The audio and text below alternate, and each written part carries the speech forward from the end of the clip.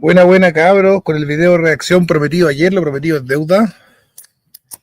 Hoy día vamos a ver un video del Kaiser tonto. Hay tres Kaiser, el inteligente, el tonto y la loca de patio. El inteligente es Johannes, el tonto es Axel y la loca de patio es la Vanessa. Luego está el otro Kaiser que no sabemos muy bien cómo catalogarlo porque no hemos tenido la oportunidad de interactuar tanto con él. Vamos a ver qué dice Axel Kaiser de Hitler, porque mira, ha habido hartas reacciones a este video, he visto que se ha movido harto weón comentando esta cuestión, ha habido harto revuelo en Twitter. Y entonces yo dije, no lo voy a ver, voy a reaccionar nomás directamente cuando tenga tiempo. Entonces lo tenía planeado hoy día, pero sé que hoy día en la mañana, bueno, me aguanté las ganas y me vi los primeros 6 minutos. Y viéndome los primeros 6 minutos dije, mierda, la reacción, weón, va a ser como de 3 horas. Obviamente parece que la vamos a tener que partir en dos videos, ¿vale? Porque es mucha reacción, pero van a ver ustedes en los primeros 6 minutos como Axel da no sabe, como que tartamudea, tira por un lado, habla de una cosa, habla de otra y tiene que ver con que en el fondo no maneja el tema. Axel Kaiser no es una persona que conozca el nacionalsocialismo. No es una persona que lo haya estudiado en profundidad y no es una persona que lo maneje. Es una persona que maneje el tema. Así que vamos a esperar que llegue un poquito de gente. Si me dan un rato.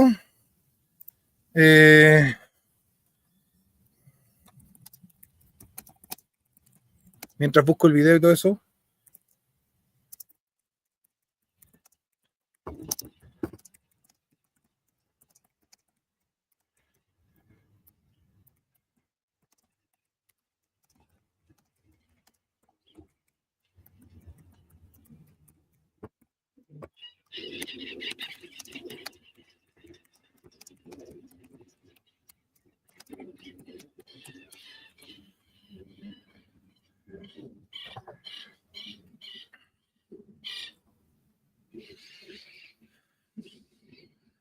Ya. A ver, aquí está. Se va hablando de nazis, wow, creí que no volvería a ver esto. Bueno, hoy día vamos a hablar harto de nazis, vamos a hacer una explicación muy exhaustiva de lo que pensaban los nazis, para que no caigamos ni en las falacias de los comunistas que dicen que los nazis eran de derecha y libertarios, liberales y no sé qué, y no caigamos en las falacias de los liberales que dicen que los nazis eran comunistas. Y salgamos de la mentira y entremos a la verdad. Quiero avisarle al tiro a los amigos del YouTube que este video no es una apología de los nazis. Este video no se trata de hablar bien ni mal de los nazis, sino de presentar honestamente el cuerpo de ideas, el Weltanschauung de los nazis, para que la gente lo conozca y de hecho pueda defenderse mejor de ese cuerpo de ideas, de ese Weltanschauung, visión de mundo. ¿Ya? Y vamos a analizar los conceptos clave del nazismo para darnos cuenta de que Axel Kaiser miente, igual que los comunistas mienten, cuando hablan de los nazis. Vamos a ver qué es lo que es el Weltanschauung, vamos a ver qué es lo que es el Volksgemeinschaft, que es fundamental entender el Volksgemeinschaft para entender lo que es el socialismo de los nazis, y también el Gleichschaltung, no sé cómo se pronuncia, Gleichschaltung, que básicamente significa sincronización, y que tiene que ver con el mecanismo mediante el cual la economía entra a formar parte del Volksgemeinschaft, ¿ya? Que es la comunidad del pueblo. Vamos a ver el video de Axel y vamos a ir respondiendo y explicando, ¿ya? Entonces, dicen aquí, tradúcelo, te lo traduzco. Weltanschauung significa visión de mundo. Welt es mundo, Schauung es visión. Visión de mundo, Weltanschauung. ¿Vale? Los nazis no tienen una ideología, de acuerdo a las palabras de ellos mismos, ellos tienen una Weltanschauung, una forma de ver el mundo. Esa Weltanschauung, esa forma de ver el mundo, busca una cosa que se llama el Volksgemeinschaft, que significa la comunidad del pueblo.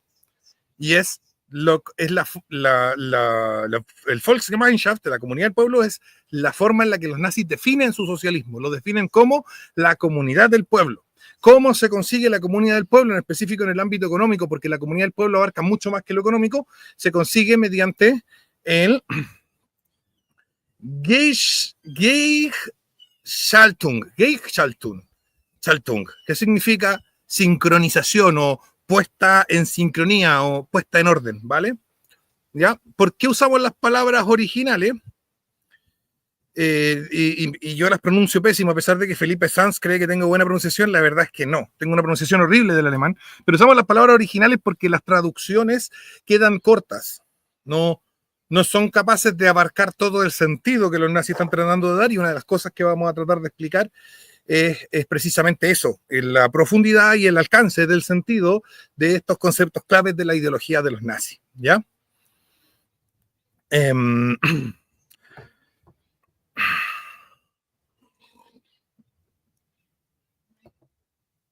Willy dice, sí, pero si yo sí hablo alemán y no pronuncias tan mal. Bueno, vamos a ver. Vamos a ver. Dice Jorge que significa autarquía. No, significa puesta en orden o sincronización. ¿Ya? Vamos a ver el video de Axel y vamos a ver si Axel es capaz de abarcar y precisar y explicar el nacionalsocialismo como es y no hacer una caricatura. Yo ya vi los primeros 6 minutos y ya sé que es una caricatura, pero ahora lo voy a ver con ustedes. ¿Ya? Así que vamos a compartir acá. Bien, perfecto. Conferencia Axel Kaiser. El nazismo es socialismo. Eso nos dice Axel Kaiser. Efectivamente, el nazismo es socialismo. El título no está errado.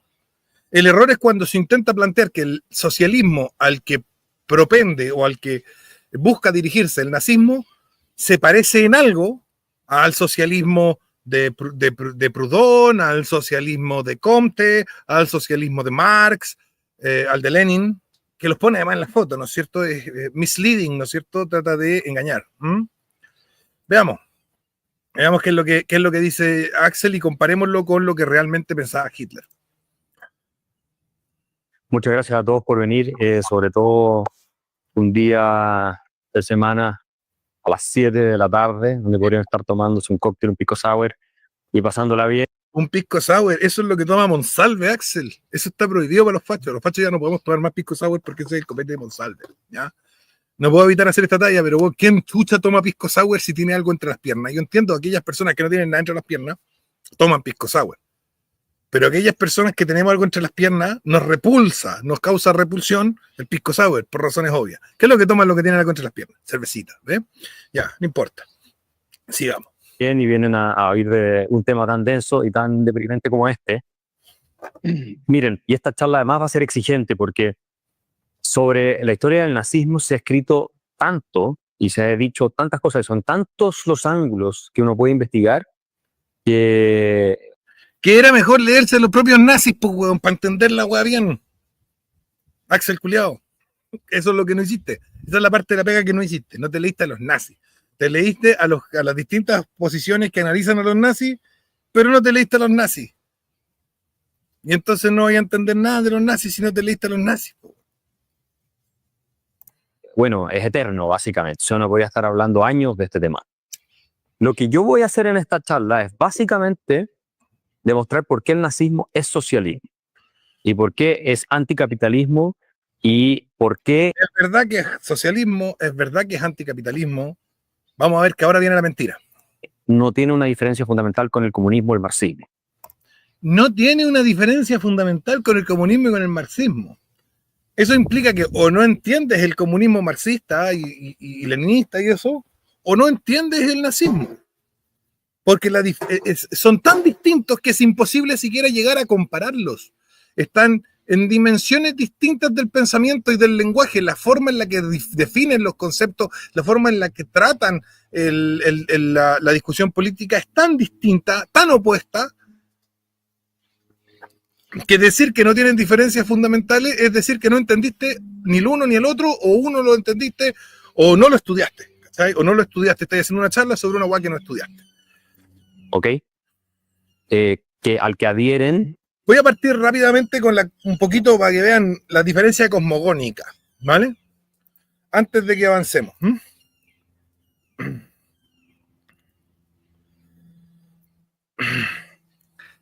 ¿Ya?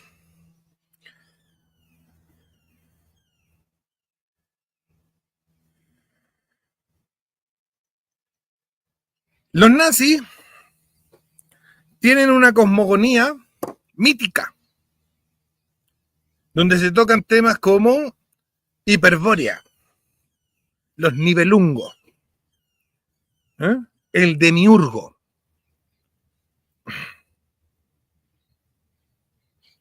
Eso está en la cosmogonía de los nazis.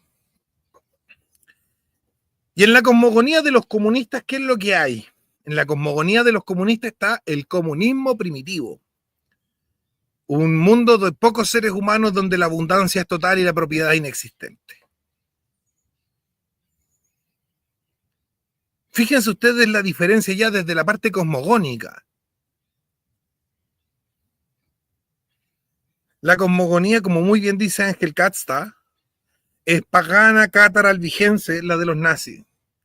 La cosmogonía eh, eh, marxista es materialista, es evolucionista y es malthusiana, porque plantean que este mundo idílico del comunismo primitivo tenía que terminar en la medida en la que aumentaba la población y por lo tanto se iba volviendo, había apareciendo escasez. Entonces ya desde la cosmogonía, cuando tú tenías una cosmogonía distinta con el otro, ya ni siquiera podéis hablar de que se parecen, ya tenéis que hablar de que son dos cosas totalmente separadas, que no tienen ninguna relación y que hay que estudiarlas por separado.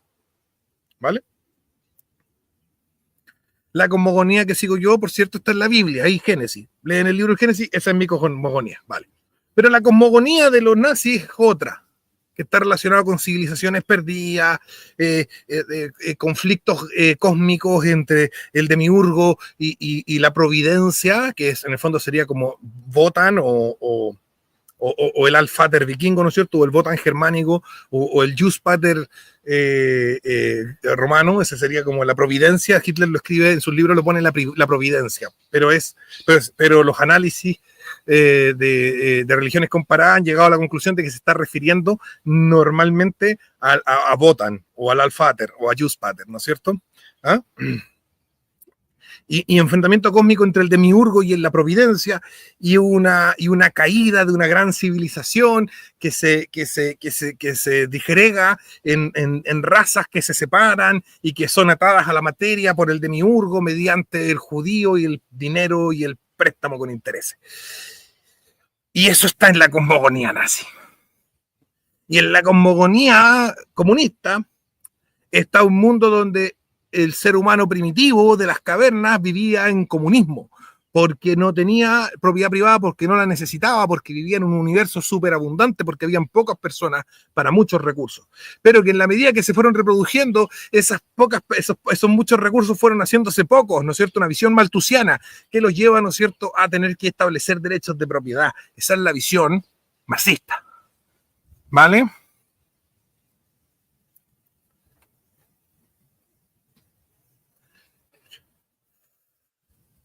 Luego, si las cosmogonías son distintas, todo lo demás va a ser distinto para adelante, porque la cosmogonía te marca el principio, te marca el origen, te marca el punto de partida. ¿Mm? Entonces, cuando tú dices dos ideas son idénticas, o muy parecidas, o extremadamente parecidas, tenemos que partir yendo a mirar la cosmogonía. ¿Ah? Dice Felipe Danz, dice, ¿podría explicar aquí la cosmogonía cristiana así de simple como explica la comunista de los nazis? Sí, Dios creó el mundo. Dios creó al hombre a su imagen y semejanza. Y el ser humano decidió desobedecer a Dios al hacerse el mismo el autor del bien y del mal, siguiendo el engaño de Lucifer. Y ese hombre caído necesita ser redimido. Y será redimido por la simiente de la mujer, que pisará la cabeza de la serpiente. Esa es la cosmogonía cristiana. ¿Mm? Se refirió más al rol del Estado y la economía. Vamos a ver también que eso es distinto.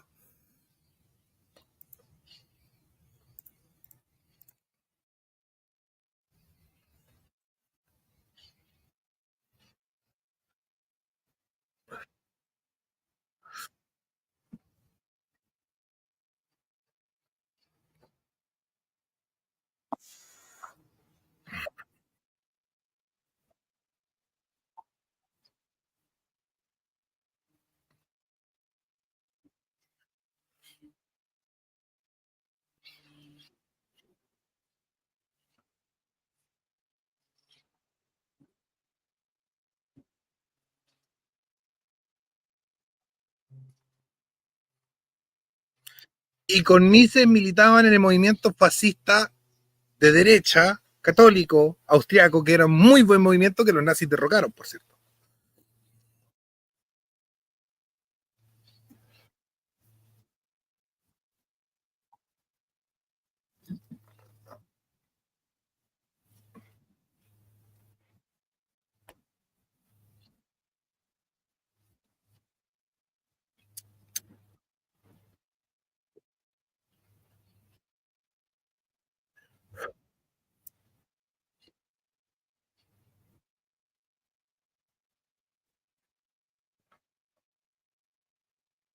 Bien, eso no es lo que se ha dicho. Lo que dicen los marxistas, y hasta cierto punto tienen razón desde su punto de vista, desde su enfoque. Ah, espérate, nos estaba mostrando. Perdón, vamos de nuevo, me equivoqué. Fue mi error, perdón. Vamos a retroceder un poco. Un pensador liberal que de las fascistas, que es lo que yo hago normalmente con muy poco texto, no voy a estar en la moneda, Ya, por ejemplo. Y esto nos va a llevar a una investigación de fuentes directas y por lo tanto esta es una presentación distinta a otras que yo hago normalmente con muy poco texto. Esta va a tener que tener más texto porque ustedes van... Imagínense cómo él considera, Axel considera la relación entre lo distinto y lo no distinto. Cuando tiene mucho texto es distinto cuando tiene poco texto. Sin embargo, los nazis y los comunistas eran iguales. A ver, tu idea de distinto y no distinto está un poquitín distorsionada, compadre. Van a tener que leer de boca los mismos protagonistas qué es lo que realmente pensaban, ¿ok? ¿Por qué le puse nazi-socialismo? Este es el título de un informe. Obviamente va a estar plagado de citas sacadas de contexto. Que realiza y elabora Friedrich Hayek, que fue premio Nobel de Economía, él era austríaco, él vio todo el ascenso de los nazis en Europa, era de Viena, ¿no? Precisamente una de las ciudades donde vivió Hitler. Y un pensador liberal que, como ustedes saben, es referente para todos nosotros hoy en día, escribe este informe y se lo envía a Lord Beveridge en ese minuto, que estaba en la London School of Economics, de gran presidente, director, y lo titula Nazi-socialismo, porque ya en esa época se corría la teoría falsa de que los nazis eran una reacción capitalista frente a los movimientos socialistas revolucionarios. Bien, los comunistas nunca han dicho que el nazismo es una reacción capitalista, estricto sensu. Lo que dicen los comunistas es que el fascismo es una reacción pequeño burguesa. Y hasta cierto punto tienen razón. Porque si bien el fascismo y el nazismo enarbolaron mucho los discursos de la clase obrera, el grueso de sus militantes eran pequeños burgueses, tanto de la rama burocrática como de la rama de los pequeños empresarios. Y por lo tanto,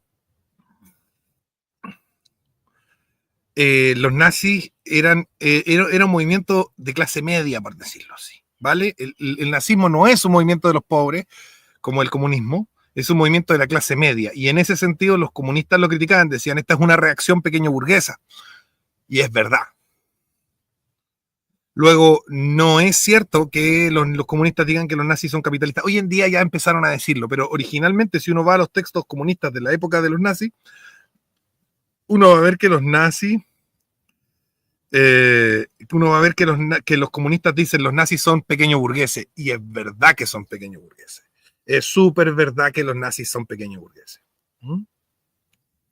Selección informativa dice, Kaiser nos dijo que el nazismo sea igual al comunismo. ¿Queréis que lo retroceda o retrocedís tú? Porque lo acabamos de escuchar decirlo. Lo que defendió es que el nazismo es de izquierda. Ese es el punto. No, el nazismo no es de izquierda, es de derecha. Tampoco, hueón. ¿Vale? Es una bola rara, totalmente distinta. Escapa al eje. Es una cuestión rarísima, marciana, enferma, gnóstica, llena de mitologías culiadas paganas, que no encaja en la izquierda ni encaja en la derecha. Bueno, es una hueá rara. ¿Ya?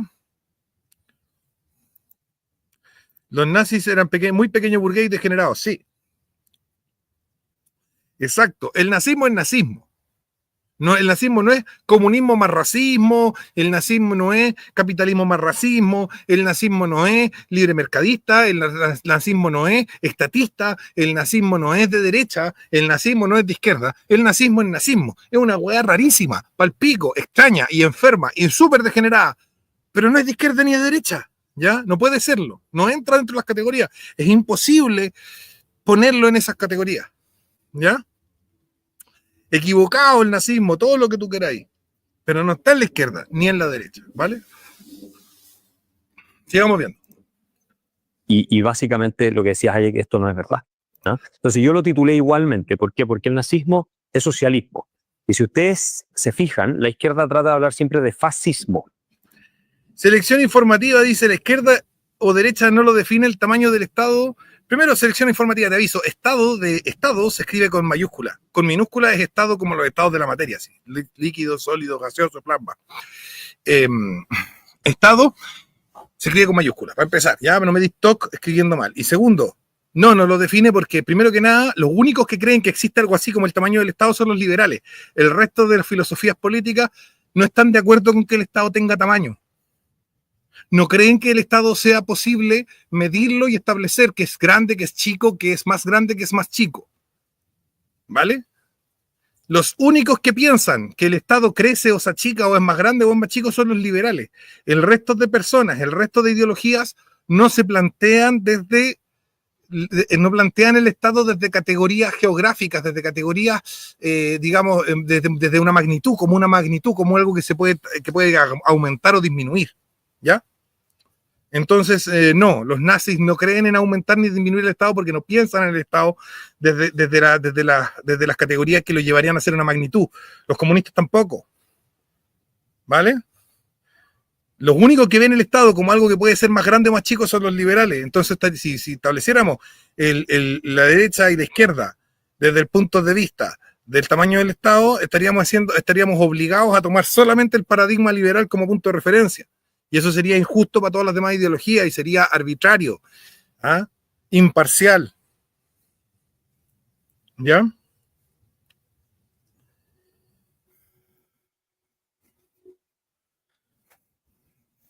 Luego sí, cuando los liberales miran el fascismo y miran el comunismo y dicen, el Estado es grande, listo, fin. Porque ese es el parámetro que tienen ellos para medir. Pero nadie más mide con ese parámetro. Y no corresponde que los liberales nos obliguen a todos a usar ese parámetro. Y no corresponde que los liberales nos impongan ese parámetro en cada una de sus alocuciones y cada vez que analizan otra filosofía. ¿Ya? Sigamos. Más que de nazismo, el concepto nazismo casi no lo usan. ¿Por qué? Porque les complica que nazismo signifique nacionalsocialismo. Porque dicen, no, es que ese no era el socialismo de nosotros los buenos, ese era el socialismo de los malos. ¿Ok? Entonces, era un socialismo distinto, no era el mismo socialismo.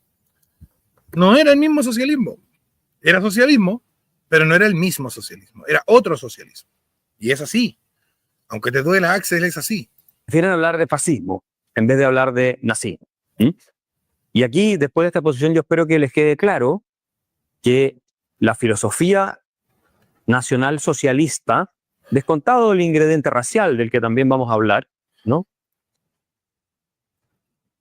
Descontado el ingrediente racial. El nazismo es una Weltanschauung. Se identifica a sí mismo como una Weltanschauung. ¿Qué significa una Weltanschauung? Significa una forma de ver el mundo, una visión de mundo. Y siendo una visión de mundo, no puedes descontar partes porque es un todo integrado. El nazismo no tiene partes que se puedan sacar. Es una sola cosa el nazismo. No, tú no puedes llegar y decir, sí, vamos a hablar de nazismo, pero sin hablar de raza. No se puede. Vamos a hablar de nazismo, pero sin hablar de economía. No se puede. Vamos a hablar de nazismo sin hablar de la patria. No se puede. Todo está integrado en la Weltanschauung de los nazis, en la cosmovisión y visión de mundo, visión de realidad que es una sola, ¿vale?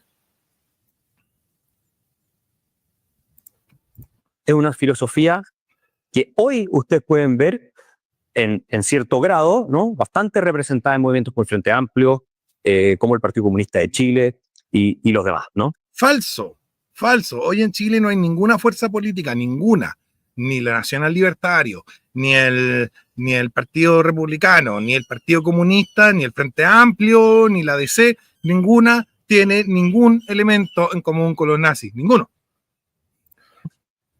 Insisto, no en la parte de la supremacía racial, que es otra cosa distinta a la que Es la misma cosa.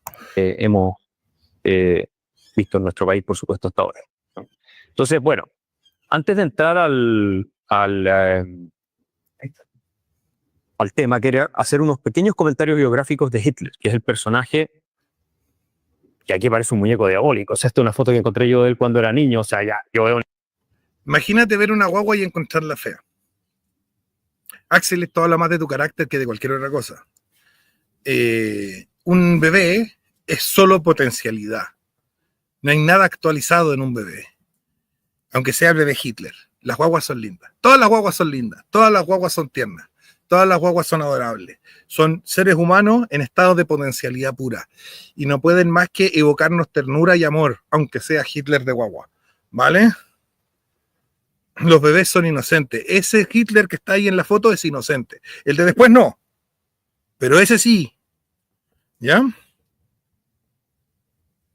Entonces, por lo menos estás de acuerdo con que el nazismo no es extrema derecha, por ningún motivo no es extrema derecha, es que no está en eso, ¿ya? Pero cuando alguien encuentra fea una guagua, y esto también palo para los nazis, porque sé que hay un par nazis viéndome aquí, cuando alguien encuentra fea una guagua, tiene un problema, ¿cachai? Hay que empezar a mirar con cuidado a ese weón, porque los bebés, las guaguas, son hermosos, los recién nacidos, los niños pequeños son pura belleza. Siempre, ¿vale? Igual que las mujeres embarazadas. Cuando alguien encuentra fea a las mujeres embarazadas, tenemos un problema. Tienen que ir a revisarse sus parámetros morales, ¿ya?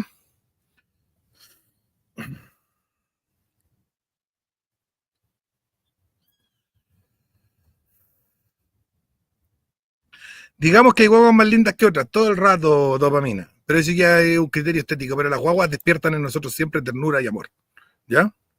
Sigamos viendo. Entonces, cuando Kaiser nos dice que esta guagua es fea, nos está dando a entender algo desde él, que es grave y que es profundamente malvado, ¿ya?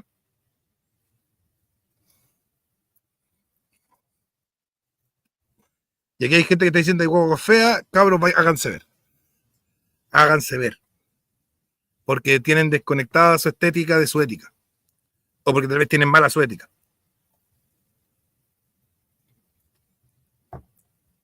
Sigamos viendo. Yo veo una guagua así, salgo arrancando. O sea, Yo creo que tú salías arrancando ante bastante menos. Siempre salías arrancando. Bueno, salir arrancando de una guagua ya es, oye, cuidado. Este weón es bueno para salir arrancando de liberal, pues, weón. Bueno para salir arrancando. o sea, yo creo que Chucky se esconde de Hitler a esa edad, ¿no? Bueno, él nace en 1889 en un pueblo austríaco, ¿ya? Que se llama Braunau am Inn. Y el padre de Hitler es hijo ilegítimo de un matrimonio. Es un bastardo no reconocido, cuyo apellido originalmente es Schicklgruber, ¿ya?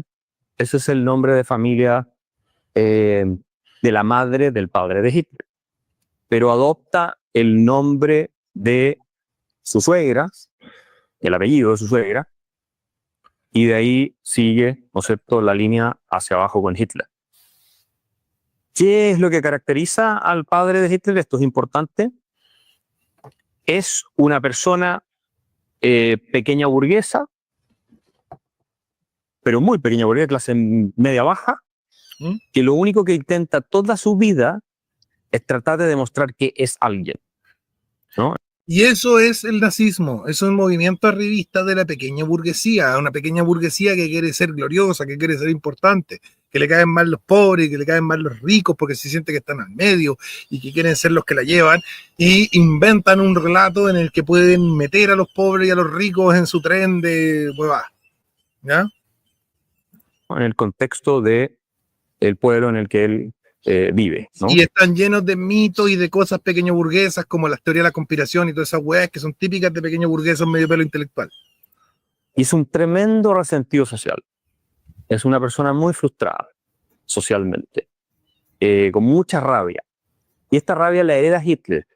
hay una cuestión que define la psique de Hitler, y esto es importante tenerlo claro, y esto lo dice Emil Ludwig en la biografía, que es uno de los grandes biógrafos del siglo XX. Ludwig entrevistó a Stalin, entrevistó a Mussolini, y él escribe un libro sobre estos tres dictadores, que lo recomiendo mucho. Y él dice, bueno, este resentimiento social, esta rabia social de Hitler. Hitler es una persona que muestra cierta rebeldía e incapacidad de encajar desde el principio, y él no termina el colegio. Él no tiene un Abschluss, como se dice en alemán, de escuela, no tiene un certificado de haber terminado la escuela, ¿ya? Secundaria, nada. Entonces la madre frustrada le dice, bueno, ándate a Viena, porque él quería ser artista, ¿ya? Aquí en el chat me preguntan, ¿habrá leído Mein Kampf? Ni de coña lo leyó.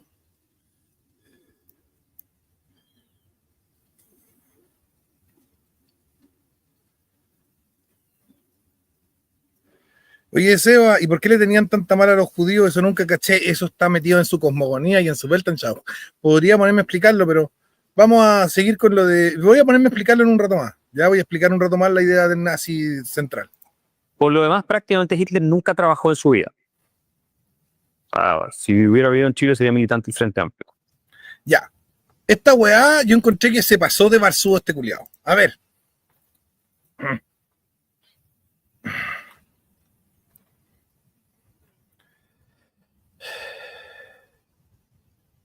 Diego Campuzano dice, culparon a los judíos de la Primera Guerra Mundial. Eso no haber estudiado a los nazis. Vale. A ver. O sea, decían eso, pero hay mucho más. ¿A qué se dice estos hueones? Dice Axel, dice Hitler no trabajó igual que los del Frente Amplio. Entonces vamos a establecer cuáles son los parámetros según Kaiser de lo que significa no trabajar. ¿Ya? Para que veamos que el palo no le llega solamente a los del Frente Amplio. Si Axel está diciendo que el parámetro de no trabajar es lo que hicieron los del Frente, lo que han hecho los del Frente Amplio, ¿qué han hecho los del Frente Amplio? Los del Frente Amplio hicieron activismo universitario y después se metieron a diputados y a algunas fundaciones. Y se dedicaron a hacer cosas políticas en diputados y en fundaciones. ¿Alguien le conoce un trabajo a Axel que no sea en la Fundación por el Progreso?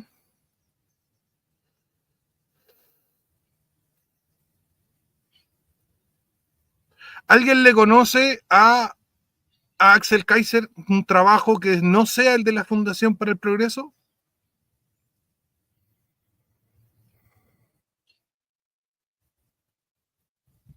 Porque si los del Frente Amplio, que se dedicaron a la universidad, al activismo y después a las fundaciones, no trabajaron, y Axel Kaiser de la universidad se dedicó a la Fundación para el Progreso, entonces, desde el mismo parámetro que el propio Axel está poniendo, Axel no ha trabajado.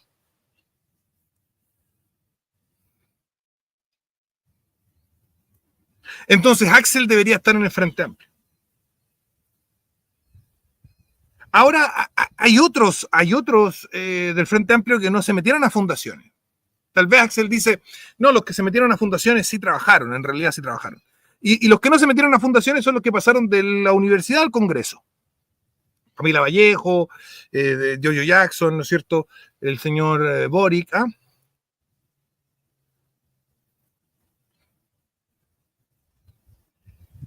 ¿Quién pasó de la universidad al Congreso, del activismo universitario al Congreso? Un candidato presidencial actual, que pasó del activismo universitario al Congreso y que no ha trabajado en otra cosa en toda su vida. ¿Quién?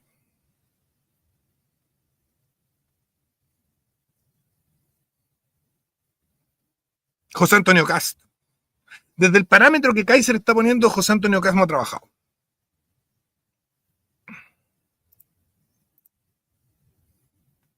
Porque Cast fue universitario, concejal y diputado. O sea, el mismo camino de muchos buenos del Frente Amplio. O sea, desde el punto de vista de Axel, Cast no ha trabajado. Y desde el punto de vista de Axel, Axel no ha trabajado. ¿Mm? Matei lo mismo. Matei también. De la Universidad del Congreso. ¿Axel está dispuesto a decir que Kast y Matei no han trabajado en su vida, como lo dice de Hitler? ¿Cómo lo dicen los del Frente Amplio? Porque parece que cuando se trata de los otros podemos decir que no han trabajado, pero cuando se trata de nosotros no hacemos los hueones con la enorme masa de hueones que tenemos que no han trabajado. La verdad, chiquillos, la verdad se lo voy a decir así tal cual. En general,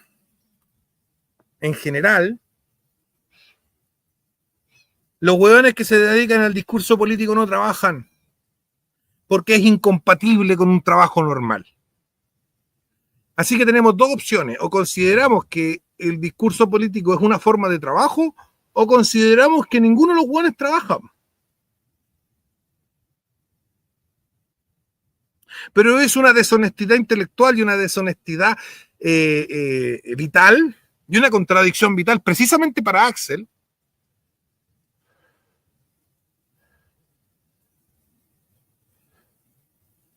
Decir, este hueón no trabajó, este hueón sí trabajó, cuando en realidad la gente que se dedica a la política por lo general no tiene trabajos normales. Punto.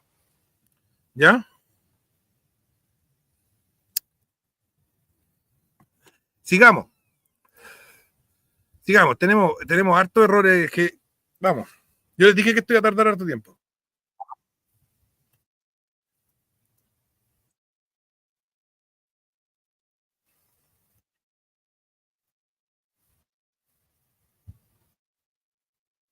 No es cierto. No es cierto. Perdón, puta, me equivoqué. Disculpen, vamos a retroceder.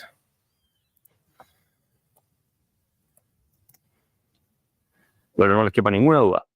Y se va a Viena con la ilusión de entrar a la Academia de Bellas Artes en Viena, pero lo encuentran poco talentoso a él, ¿verdad?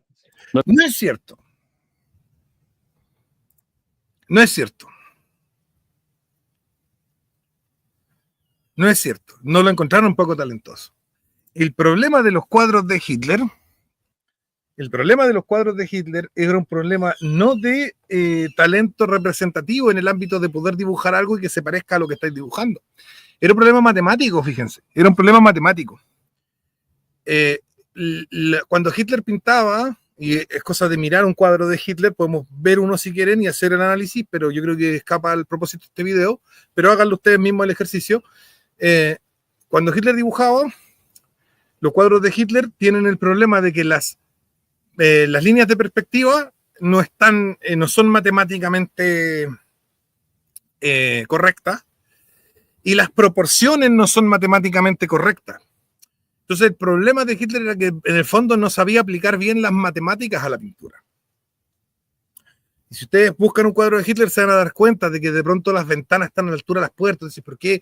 Pero son detalles. O sea, si tú miras el cuadro así a simple vista te decís, oye, qué bonito, y después tú te ponías a mirar el detalle y empezás a decir, oye, mira, sí, esta línea de perspectiva o esta línea horizontal no es clara matemáticamente, no coincide con las líneas de perspectiva de acá y no coinciden las proporciones. Es un problema matemático. Hitler no era malo para pintar, era malo para las matemáticas. Y en el arte de esa época había que ser bueno para las dos weas, porque el arte exigía un conocimiento matemático que venía del Renacimiento, de las perspectivas, de las profundidades y de esas cosas, ¿ya? El frentudo de Axel al menos es escritor, alguna hueá hace. Bueno, yo también, y Hitler también fue bestseller, ya. Bien. También un tema de las vanguardias de la época, no querían más realismo, no, pero sí habían buenos realistas que triunfaron en esa época. El tema era que si vaya a ser realista tenía que ser matemáticamente muy preciso, ¿ya? Eso lo analizó un artista español hace tiempo, maravilloso. Vean ese video. Sigamos. No lo encuentran lo suficientemente talentoso y él postula... No es cierto, lo acabo de decir. Sí lo encontraron talentoso, lo encontraron ahueonado para las matemáticas, lo cual también era cierto, era malo para las matemáticas el flaco. 2 veces, si no mal recuerdo, y lo rechazan. Y después lo rechazan en arquitectura, que le dicen usted tal vez podría ser arquitecto, y lo mandan a postular, pero como no tiene un certificado de escuela, que él terminó la escuela, entonces, bueno, le dicen, pero usted ni siquiera terminó el colegio, así que olvídese. Y Y eso le genera mucha frustración. Este es un cuadro que pintó él. Hitler pintaba cuadros. Fíjense que ustedes lo ven en internet y se van a dar cuenta que no son tan malos, la verdad. O sea, y este es un cuadro que pintaba él. Y una de las formas como él se mantenía, él vivió con mucha pobreza en hogares de acogida, financiados muchos por judíos, ¿ya? Como en estos casas para homeless que uno ve en las películas en Estados Unidos, pero en Viena a fines del siglo antepasado. Y en esos círculos en Viena, él desarrolla dos cosas. Se expone a discursos fuertemente antisemitas, ¿ya? Que están de moda en esa época, y eso empieza a él a influirlo fuertemente y empieza a desarrollar un poco un resentimiento con los judíos que lo mantienen directamente a través de estas fundaciones, a través de estos hogares de acogida para gente pobre que está en las calles, ¿no? Y además convive con judíos pobres que están en estos hogares de acogida y que son personas que llegan como verdaderos vagos, que llegan, digamos, sucios, malolientes y qué sé yo, y entonces él empieza a extraer una conclusión general de que todos los judíos son así, a partir de ese tipo de experiencia. Y lo otro que desarrolla es... Mira, fíjense, por ejemplo, acá, las ventanas están acá más abajo y acá están más arriba. Esto no tiene sentido, digamos. ¿Ah? Serían pisos dispares de tamaño, por qué, cómo. Lo explica Emil Ludwig, es un fuerte sentimiento antiburgués. O sea, Hitler no es un resentido con la nobleza, con los condes, con los duques, que los ve muy lejos, no es su punto de referencia, sino que los burgueses que tienen plata, ¿ya? Esa burguesía, comerciante, en fin, en la que él ve, ¿no es cierto?, mucha injusticia y la rabia. Mira, Hitler no trabajó, 5 minutos después Hitler pintaba y vendía cuadros para sobrevivir. Bueno, ¿cuál de las dos es cierto? Porque en el fondo él quiere ser como ellos, o sea, es un envidioso. Eso es lo que es. Hitler es un envidioso de tomo y lomo, ¿ya? Y entonces, bueno, él dice, me voy de Austria, se va a Alemania, y él celebra cuando empieza la Primera Guerra Mundial. Una de las cosas que Hitler celebra, por sobre todas las cosas, es, bueno, ahora por fin tengo yo un rol, pertenezco a algo más grande. Y se enlista para ir al frente de combate, ¿no? Para ir a la guerra. Ahora, en la guerra, dicen que él recibe la Cruz de Hierro por un acto de coraje en que supuestamente él solo capturó a 12 franceses, pero las historias que se han revisado, o por lo menos los historiadores que han hecho el trabajo de investigar esto, parece que no es así. Parece que Hitler era un cobarde en la guerra, no era una persona de gran coraje, ni mucho menos, ¿no? Y que en realidad estaba más en el Estado Mayor moviendo papeles y todo este cuento de que fue tan valiente y todo lo demás. Oye, hay que ser súper cobarde para ser cartero en la Primera Guerra Mundial, cuidado.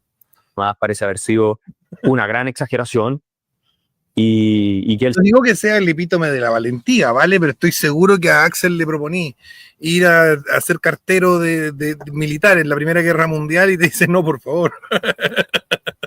Siempre, digamos, utilizó tanto la Cruz de Hierro para hacerse las de que era un héroe militar, cuando en realidad no lo era. A diferencia de Hermann Göring, que como ustedes saben, fue uno de los más cercanos de su círculo de hierro, que Hermann Göring efectivamente fue uno de los mejores pilotos de la Primera Guerra Mundial. Y era un héroe nacional, porque había derribado 22 aviones, después de que murió en combate en Manfred von Richthofen, que fue... Y era libertario, Hermann Göring. Ahí vamos a hacer un poquito de juego como los que hace, vamos a hacer lo mismo que hace Axel, el mismo jugarreta. Axel dice que Hitler era del Frente Amplio porque no trabajaba. Vamos a decir que Hermann Göring era libertario, porque a Hermann Göring le gustaban los trans, le gustaban las drogas, se metía harta morfina, se inyectaba mucha morfina, le gustaban los trans, le gustaban las drogas y se casó con una actriz porno, entonces era libertario, porque los libertarios están de acuerdo con esas cosas.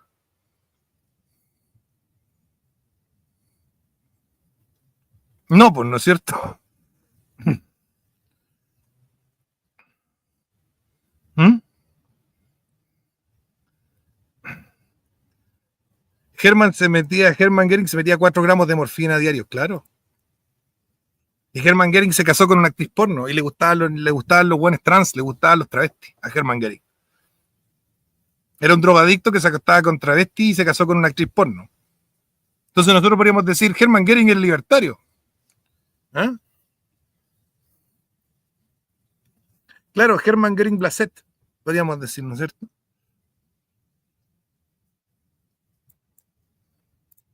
Preguntan aquí, ¿hay gente ahí o está hablando solo? Hay gente. Mbappé estaría orgulloso, claro, bueno, ahí está Felipe Cas, ¿no es cierto? También ahí andaba de travestínimo. ¿Ah?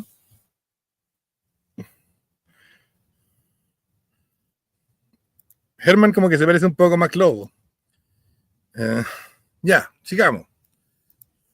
Fue el Barón Rojo, el famoso Barón Rojo, ¿cierto? Uno de los que hereda como esta estampa de héroe es Göring, que también es un personaje distinto, un personaje aristocrático de clase alta.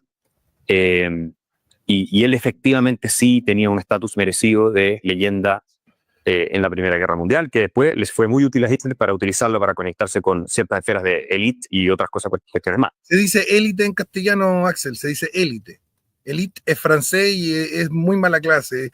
Vamos a usar tus palabras. Es como de roto resentido decir élite. Se dice élite. En castellano se dice élite. Los afrancesados, arribistas, pequeños burgueses, resentidos, dicen élite. ¿Cierto? Entonces, bueno, eso pasa con él. ¿Y dónde termina Hitler después? En Múnich. Esto parte todo en Múnich. Si usted ha ido a Múnich, al Hofbräuhaus, que es famoso, a tomar cerveza. Cacha, aquí, muy buena acotación, Pentux. Ser valiente solo si eres famoso y de clase alta, claro.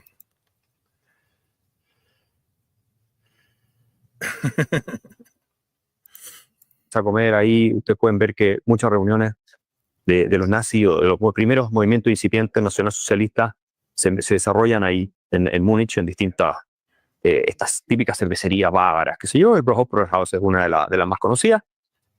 ¿En qué trabaja Hitler? Bueno, Hitler trabaja como espía del ejército alemán sobre estos movimientos. Nunca trabajó.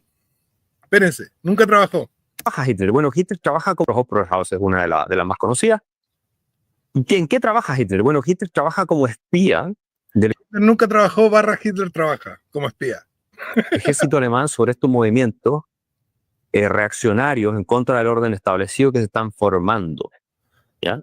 Entonces, él empieza a ir. No era para vigilar los movimientos reaccionarios, era para vigilar los movimientos de extrema izquierda. ¿Por qué? Porque en Alemania había habido la revolución de los espartaquistas, Rosa Luxemburgo y Chenge y todo eso. Y los socialdemócratas, que son los que terminan ganando con el apoyo de los Freikorps a los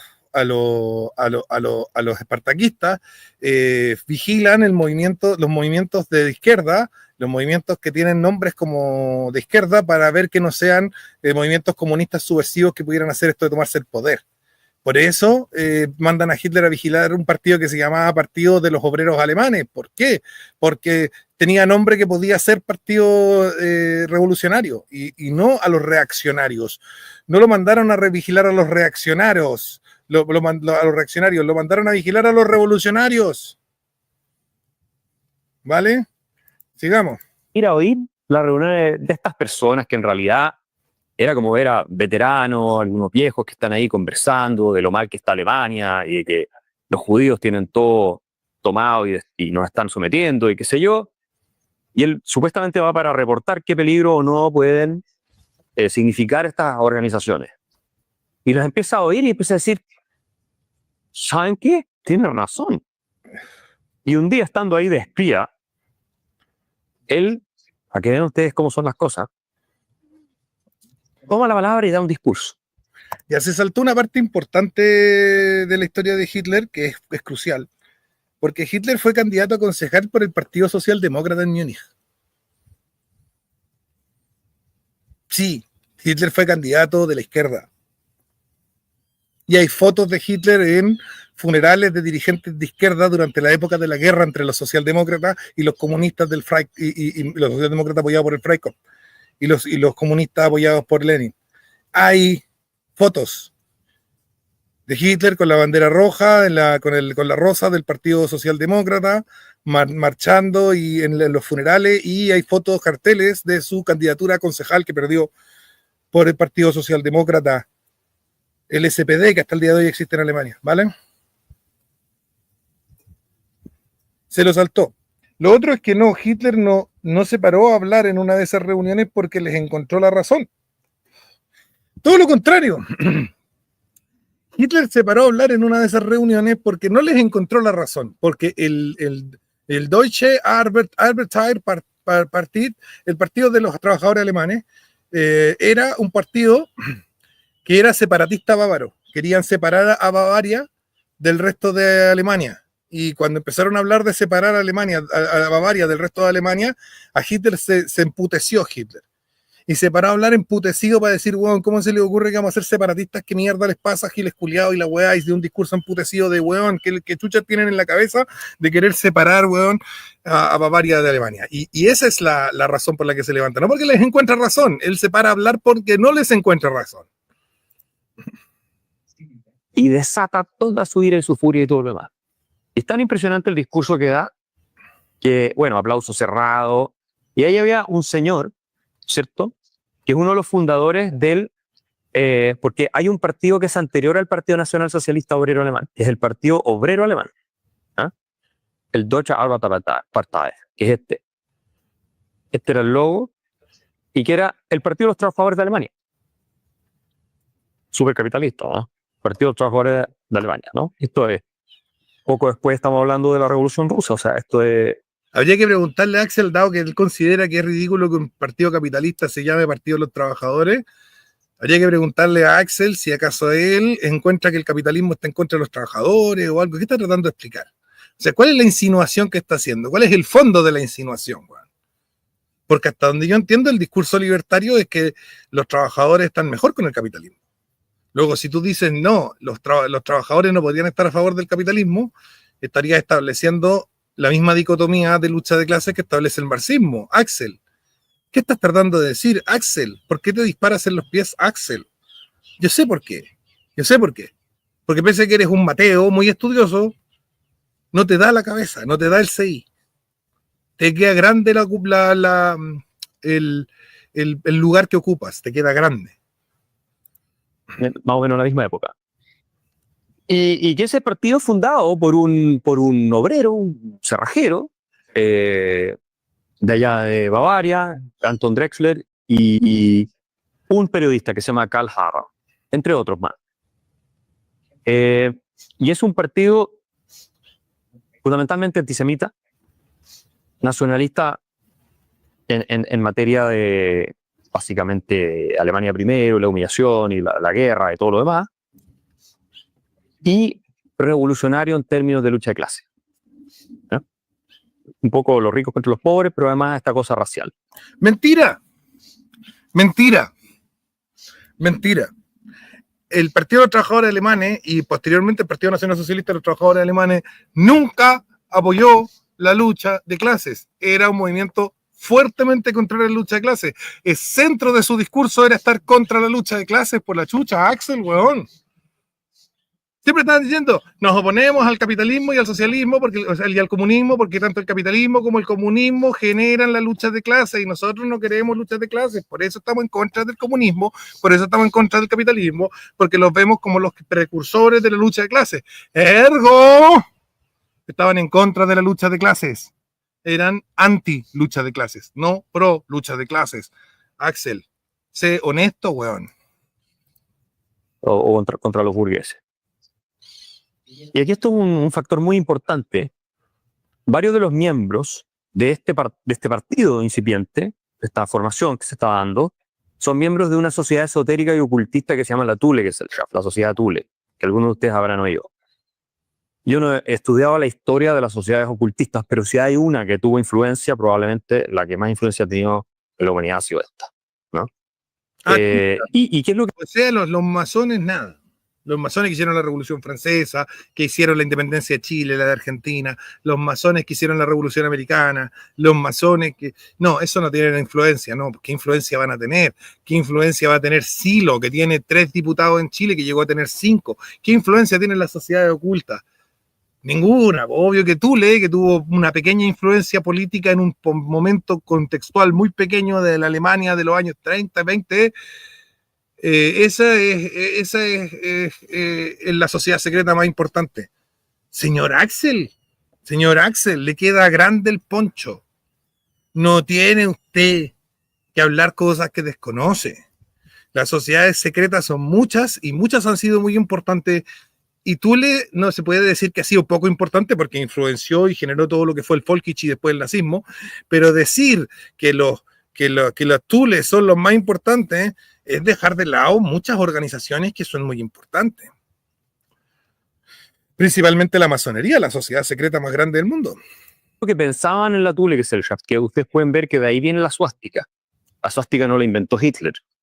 La suástica viene... No, la suástica no la inventó Hitler. ¡Puf!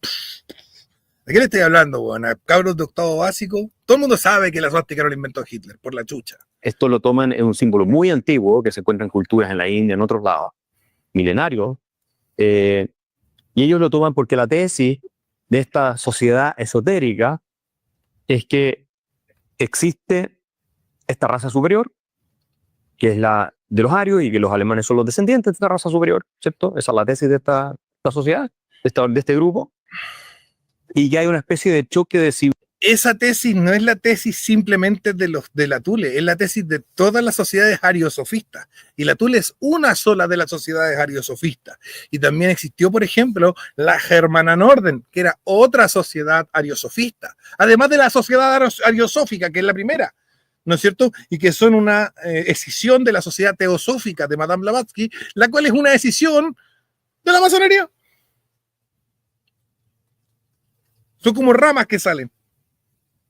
Y la Thule es una de las sociedades ariosóficas. Y las sociedades ariosóficas o ariosofísticas, que planteaban este conocimiento oculto en el espíritu de los arios, son muchas. La Thule es solo una. Y esto que dice él de la Thule es verdad, pero no solo es de la Thule, es de todas las sociedades ariosóficas. ¿Vale? Veamos.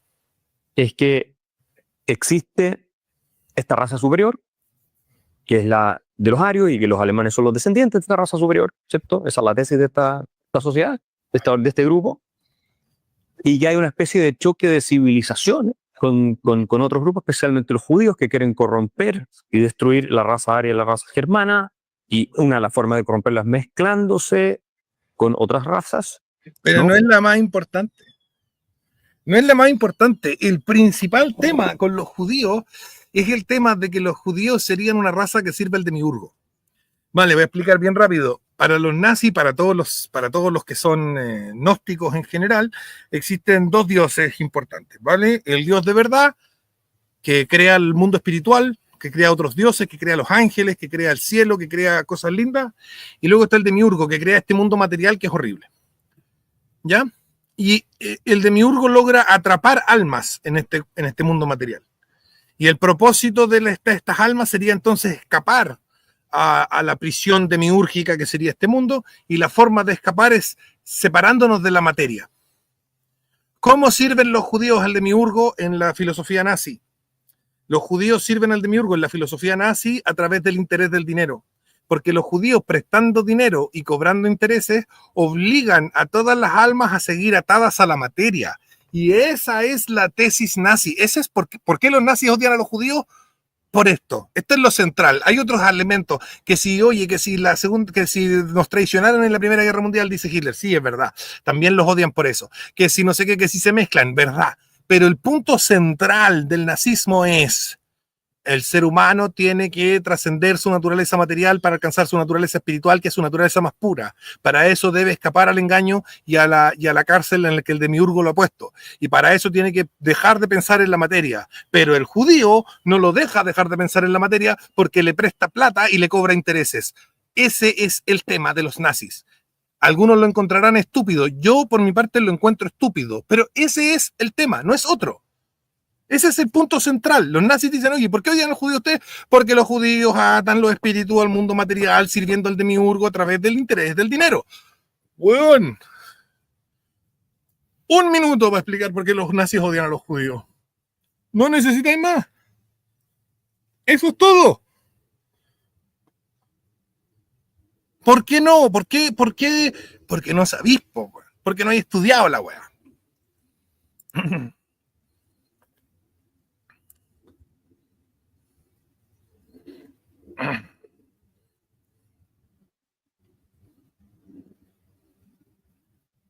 Y aquí tenemos a este one que dice claro, efectivamente. ¿Viste? Y miren el perfil que tiene.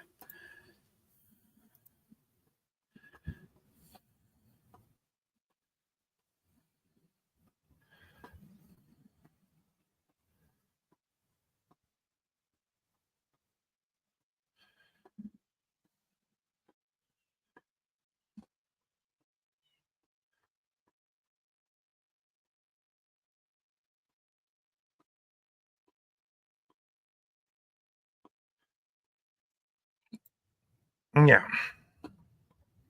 Hay gente que no está preparada para ese mensaje. No, ese mensaje es ridículo, pero ese es el mensaje, ¿vale? Decir que es otro es mentir. Y quiero decir algo, chiquillos, a ver. Quiero decir algo.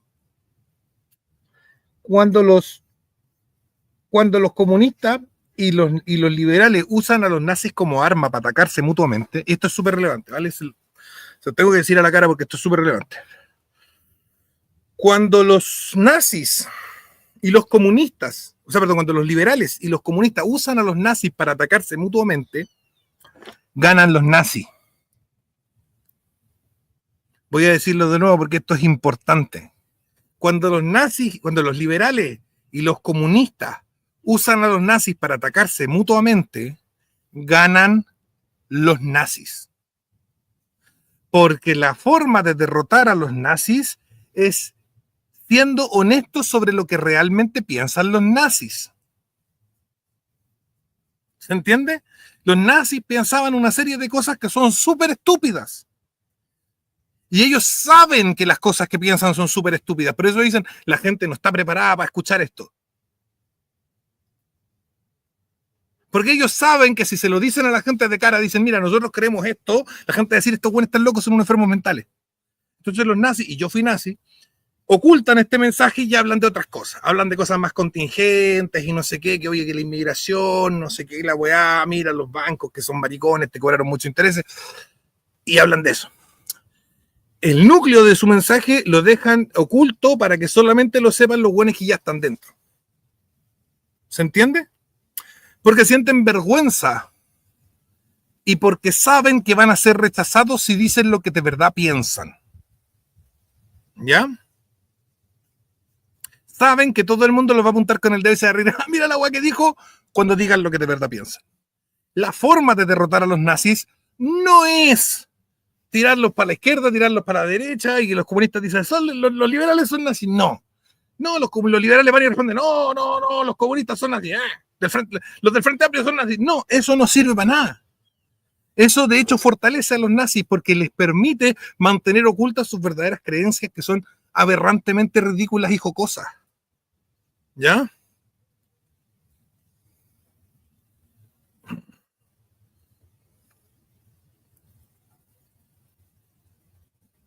Elliot Daux dice que eso es serranismo. Compadre, eso está en las conversaciones de mesa de Hitler. En las conversaciones de mesa de Hitler está esa noción de los judíos. Está en las tesis, incluso previo a Hitler, del primero que hizo un partido nacional socialista, que fue un austriaco de apellido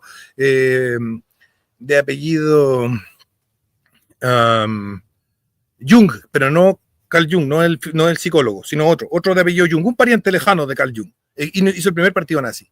Y hizo el primer manifiesto del Partido Nacional Socialista. Se llama Partido Nacional Socialista de todos los alemanes, porque lo hacía desde Austria, pero quería hacer el Anschluss, que es la unificación. Entonces, dice, y eso ya está ahí, está presente ahí desde el principio, está ahí. La idea de que los judíos, el Demiurgo y la weá, está en la Thule, está en la Germana Norden, está en la Sociedad Osófica, está desde el principio. Miguel Serrano repite lo que ya estaba, ¿ya? Rudolf Jung, gracias, Vianen. Rudolf Jung. Ya los nazis siempre fueron gnósticos. Y siempre creyeron en Demiurgo y el tema de los varios dioses y la weá y el espíritu de la raza y cómo la trascendencia es dejar la materia y cómo los judíos tratan a la materia con los intereses, ¿vale? Siempre hablaron de eso. ¿Ya?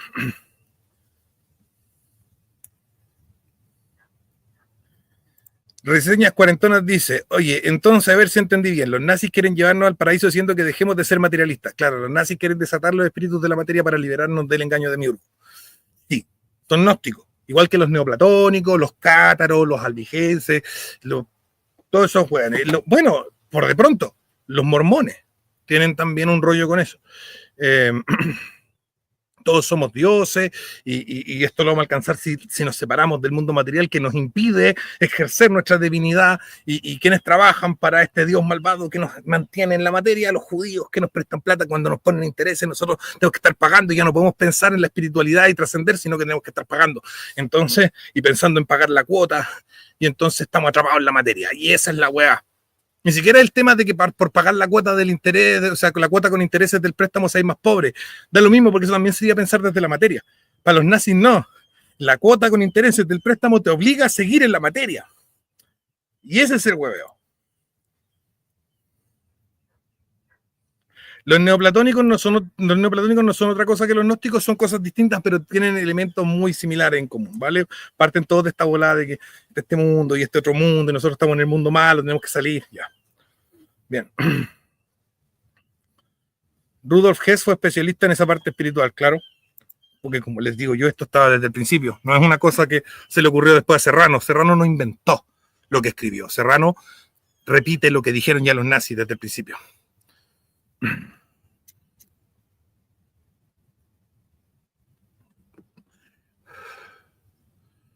Puro idealismo alemán, claro. O sea, estos buenos creen en la sopa de Evangelion, el anime.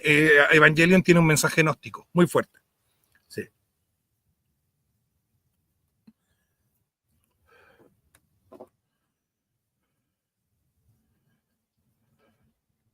Alfred Rosenberg también hablaba de estas cosas. Sí, esto es nazismo de verdad. Tú leías a los nazis y sabes lo que piensan los nazis. ¿No? Ya sabes lo que piensan los nazis leyendo, weón, a no sé qué biógrafo que habló este weón del Axel. No, pues, leía a los nazis, pues, weón. Y los nazis te dicen, yo pienso esto. Y tú decís, bueno, esta weón es estupidez. Y listo, derrotado el nazismo.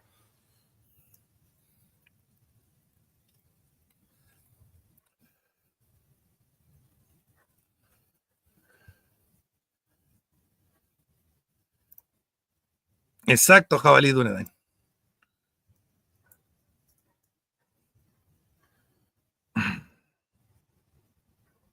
Sigamos.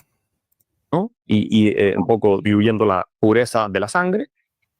Y tienen todo tipo de locuras en ese sentido, ¿no? Y que lo que se trata es de recuperar la pureza racial y el suelo alemán. Blut und Boden. Eso es lo que se trata Esos son los Folkich. Lo que pasa es que Axel no puede decir que esos son los Folkich, los de Sangre y Tierra son los Folkich, porque Axel, en su libro El engaño populista, tradujo mal la palabra Volkich y hizo una cita sacada de contexto de Hitler de la Mi Lucha, donde Hitler dice: el que entienda correctamente el movimiento Volkich es un nacionalsocialista y el verdadero nacionalsocialista es el verdadero Volkich, ¿vale? O algo parecido, estoy parafraseando. Entonces Axel Kaiser toma esa cita y tradujo Volkich como populista. Lo que te dice un poco de la honestidad de este weón, porque este weón habla alemán y algo sabe, por lo tanto tiene que saber que Volkich no es populista.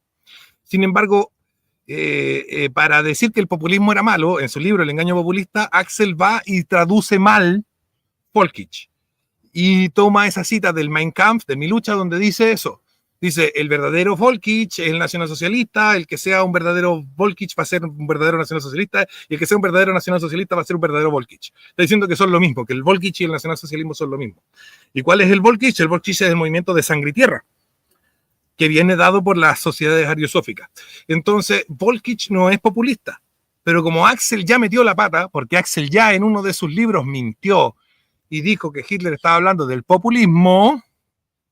O sea, el verdadero populismo es el nacionalsocialismo y el que sea verdaderamente populista será nacionalsocialista y el que sea verdaderamente nacionalsocialista será verdaderamente populista. Así lo tradujo. Entonces Axel ahora no puede mencionar el Volkich, porque tiene ahí un talón de Aquiles. ¿Por qué no lo menciona? Porque sabe que tradujo mal, porque sabe que fue deshonesto en su traducción, porque sabe que fue chanta. Entonces ahora dice que esto era de la Tule nomás. No, esto era de todo el ariosofismo y principalmente del movimiento Volkich. Esta cuestión esotérica, ¿ya? Uno de los principales integrantes de la sociedad Thule es un poeta alemán que se llama Dietrich Eckart. Y este tipo resulta ser muy, muy relevante porque él escribe y dice, antes de que aparezca Hitler en escena, que Alemania necesita un mesías. O sea, ¿quién va a restaurar la gloria Eso es verdad. y nos va a llevar al universo al reino de los 1000 años, que es el típico milenarismo escatológico, que ustedes pueden ver también en esta cosa en el libro de la Biblia, las revelaciones. Entonces, ¿quién nos va a salvar y nos va a traer ser paraíso sobre la tierra, básicamente? Una cosa así. Cuando él oye a Hitler, dice, este es. Y sin Eckhart, Hitler nunca habría llegado a donde llegó. Hitler lo toma, ve el potencial en esta persona.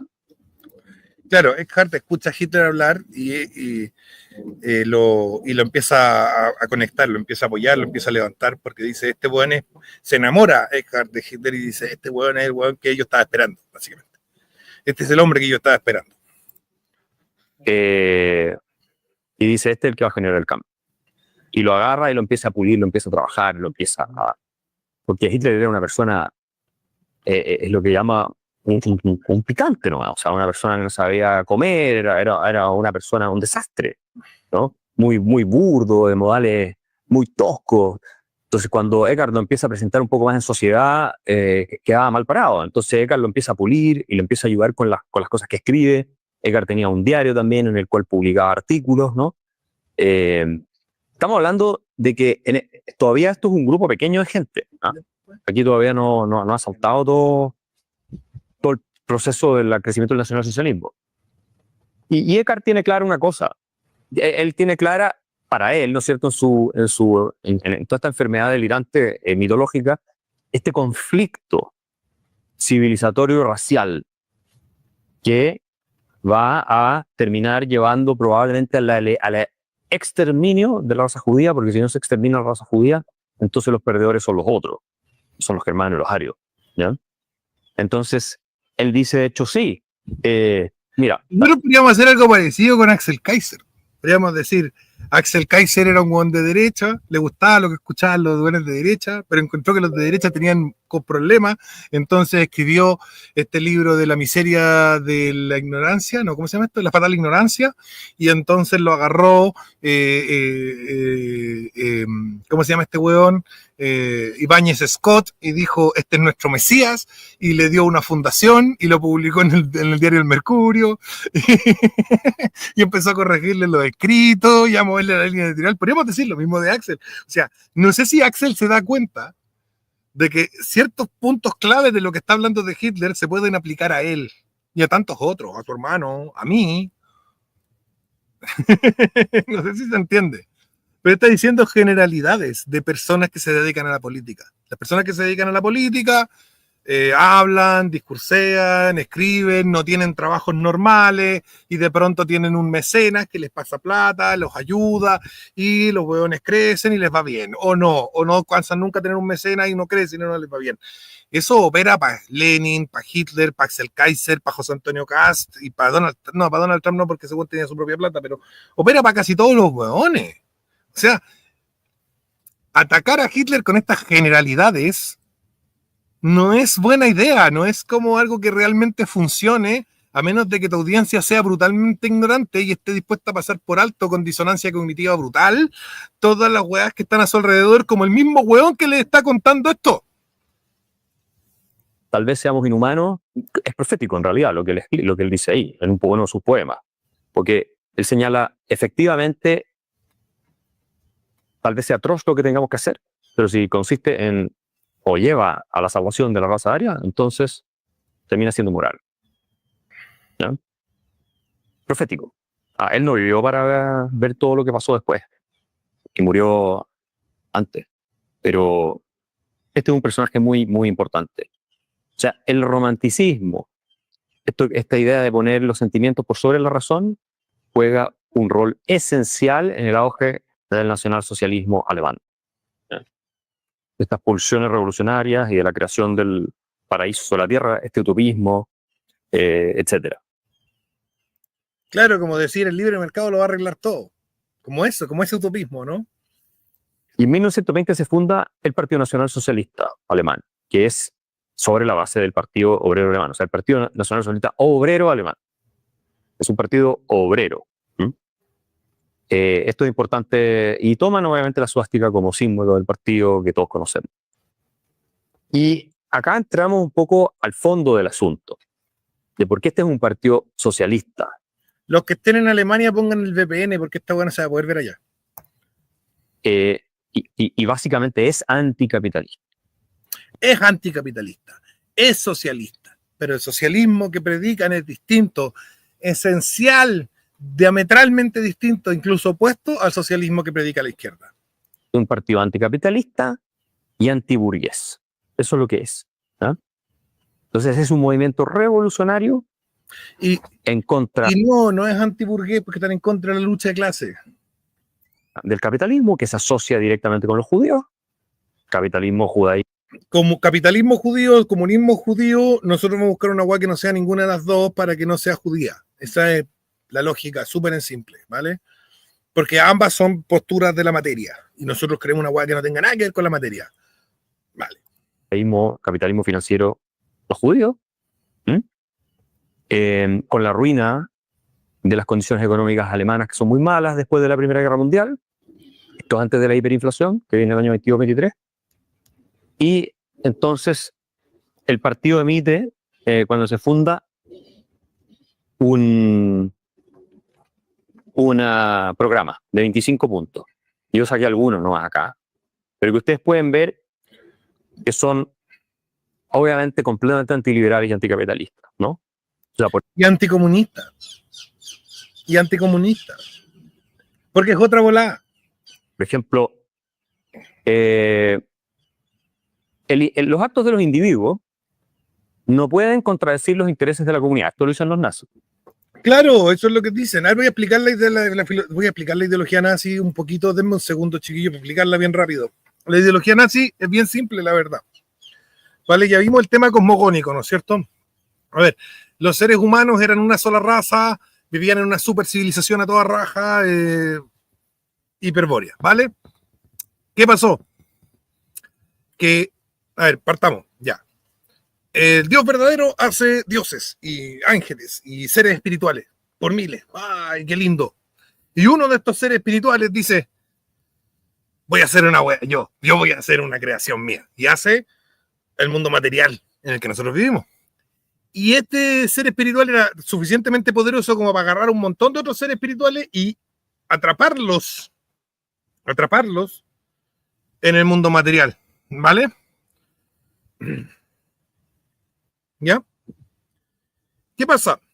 Que estos seres espirituales lograron comunicarse con el Dios verdadero, el que había creado la parte espiritual, que lo había creado originalmente a ellos. Y se les infundió la posibilidad de vivir en una civilización maravillosa, perfecta, ¿vale? Utópica, que era Hiperbórea. Y vivían felices, tenían la mejor tecnología, eran la raja los hueones que vivían ahí en Hiperbórea. Y todo era bien, bueno. Ahora, estos hueones empezaron a mirar la materia, empezaron a codiciar la materia.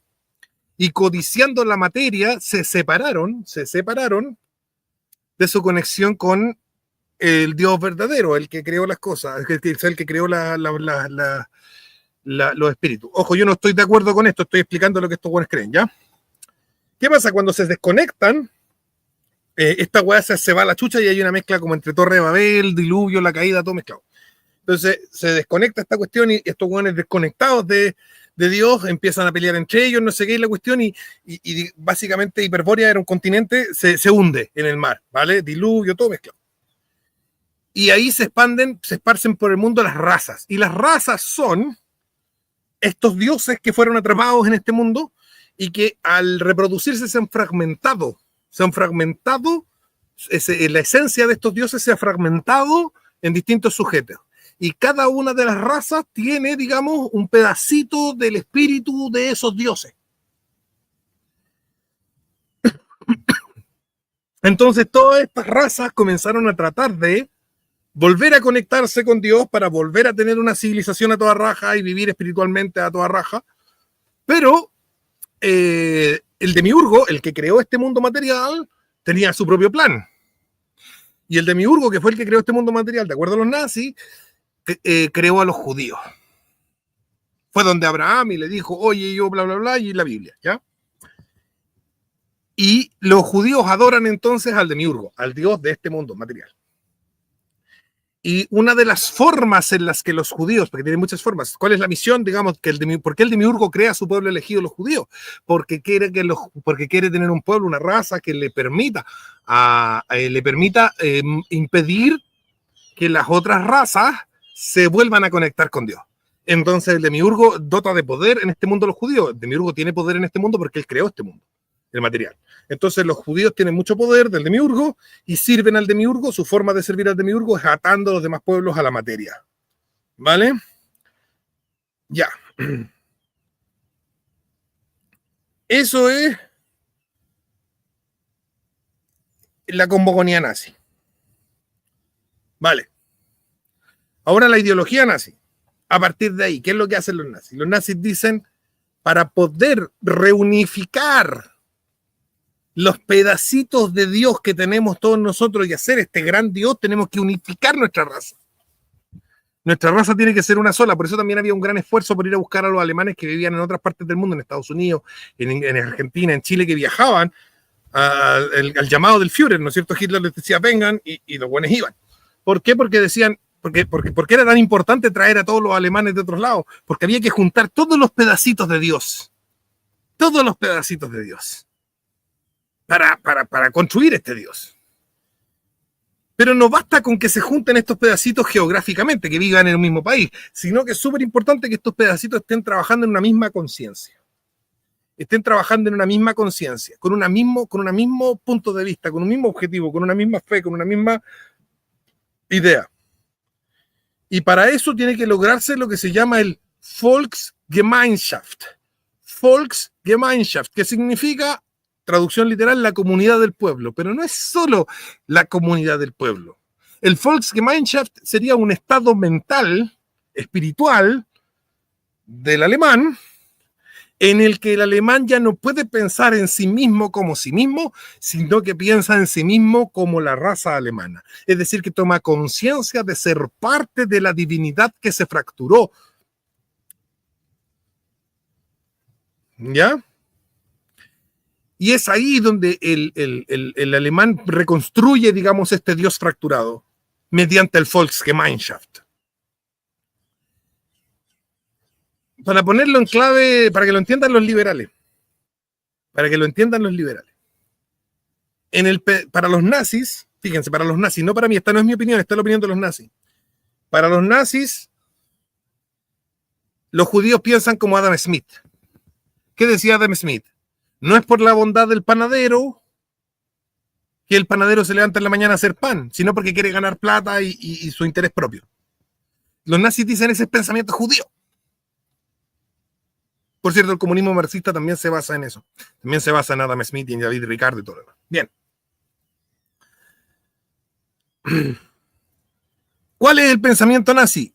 Es para que el panadero sea parte del Volksgemeinschaft, el panadero se levanta temprano a hacer pan para que los alemanes coman pan. Porque ama a los alemanes, porque él es alemán, ellos son alemanes y todos son alemanes y por lo tanto él se está dando de comer a sí mismo, porque somos todos parte de una gran comunidad divina, espiritual.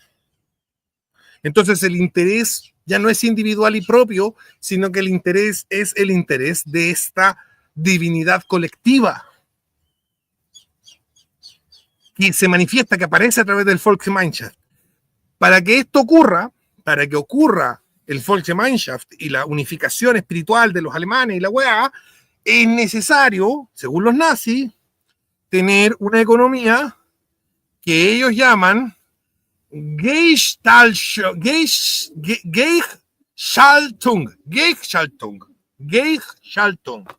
¿Y qué significa Gleichschaltung? Significa sincronizada o coordinada, ¿vale? Coordinación, sincronización. Los nazis quieren que toda la actividad económica esté coordinada, sincronizada. O sea, que toda apunte en una misma dirección, hacia un mismo propósito. ¿Cuál? La consecución del Volksgemeinschaft, de la comunidad del pueblo. Entonces, para que todos los alemanes vayan en la misma dirección, hay que sincronizarlos. ¿Los nazis creían que había que sincronizarlos necesariamente desde el Estado? No. ¿Los nazis creían que había que sincronizarlos necesariamente desde el mercado? Tampoco. Les daba lo mismo. Si era mercado, Estado o la weá que fuera. Lo importante era que la actividad económica se orientara hacia el propósito de alcanzar el Volksgemeinschaft, alcanzar la comunidad del pueblo. Y cuando el pueblo ha alcanzado el Volksgemeinschaft, se ha alcanzado el socialismo, porque el socialismo nazi es simplemente, el socialismo de los nazis es simplemente un pueblo que ha alcanzado esa sincronización y por lo tanto se ha vuelto una comunidad del pueblo, un Volksgemeinschaft, y por lo tanto ha encarnado esa divinidad espiritual que se había fragmentado previamente.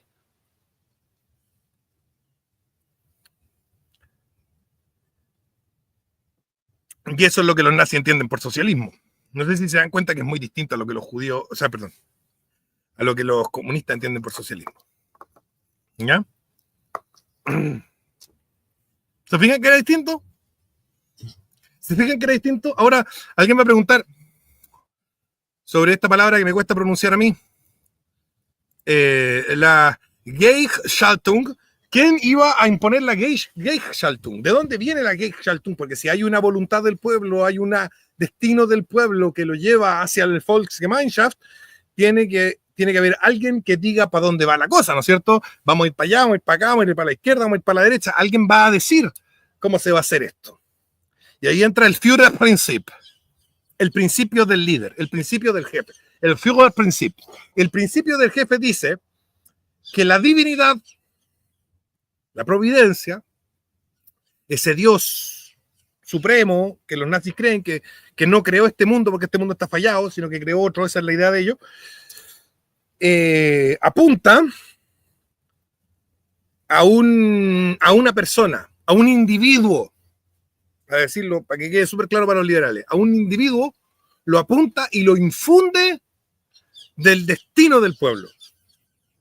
Y cuando la providencia infunde, digamos, posee a un individuo del destino del pueblo, ese individuo pasa a ser el Führer, el jefe de los demás, desde el Führerprinzip. Y el jefe dice para dónde vamos. Por lo tanto, el jefe dice para dónde va el mercado, el jefe dice para dónde va el Estado y cualquier otra cosa que se les ocurra. Les da lo mismo. Si es mercado, si es Estado, si es propiedad privada, si es propiedad pública, no les interesa. Ese no es tema para los nazis. El tema para los nazis es alcanzar el Volksgemeinschaft, para lo cual hay que seguir el principio de Gleichschaltung, y el Gleichschaltung lo dicta el Führer, que está poseído por el Führerprinzip, el principio del jefe. Esa es la volá. ¿Se entiende? ¿Y por qué? ¿Por qué lo...? ¿Por qué lo estoy explicando ahora? Como parte de entelería, porque yo sé que Axel agarró de las 200, de las 25 propuestas del partido nazi, las que mejor le parecieron, entonces Hitler era un plagio de Jesucristo hasta cierto punto, sí. Yo sé que Axel sacó los 10 principios, los 10 puntos del programa que más le convenían para establecer su punto, sacándolos de contexto. ¿Por qué no nos muestra los 25 puntos? ¿Por qué no muestra solo 10? Son los 10 que a él le convenían. Entonces vamos a escucharlo ahora para ver cómo él destripa y destroza y saca de contexto y pervierte lo que los nazis creían para poder tirárselo a los comunistas. El problema, como ya les dije, es que cuando los liberales le tiran el nazismo a los comunistas y los comunistas le tiran el nazismo a los liberales, no ganan ni los liberales ni los comunistas, ganan los nazis. Escuchemos a Axel.